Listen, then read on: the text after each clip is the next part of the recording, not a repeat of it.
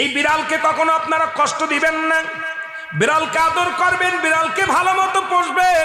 বিড়াল যদি কোনো জাতির জন্য দোয়া করে, কোনো গৃহস্থর জন্য দোয়া করে, ওই সংসারের মধ্যে উন্নতি শুরু হয়ে যায়। ওই সংসারের মধ্যে আর এক নাম্বার হলো, যে ঘরে বিড়াল থাকে সেই ঘরে জিন আসতে পারে না, জিন বাস করতে পারে না। আর একটা ঘোষণা শুনেন, নবীজি বলে গেছেন, যে ঘরের মধ্যে বিড়াল ছানা বাস করে ওই ঘরের মধ্যে জিন জাতি প্রবেশ করতে পারে না। তাহলে ছোট ছোট মাসুম বাচ্চাগুলো যে ঘরের মধ্যে থাকে, মুসলমান অনেক সময় জিনের আশ্রয় পড়ে যায়, অনেক সময় জিনে আসর করে, ওই ঘরের মধ্যে জিনে আসর করে। যে ঘরের মধ্যে বিড়ালকে আদর করে বিড়াল থাকে, ওই ঘরের মধ্যে বিলাই বিড়াল বিড়াল বিলাই বিলাই, এইটা যার ঘরের মধ্যে আছে এই ঘরের মধ্যে দুষ্ট জিনেরা আসতে পারে না। জোরে জোরে চিল্লায়া বলা যাবে না মারহাবা। একবার নবী সুলাইমান আলাইহিস সালাম শুনতে পাইলেন পাশের বাড়িতে একটা কুকুরকে কষ্ট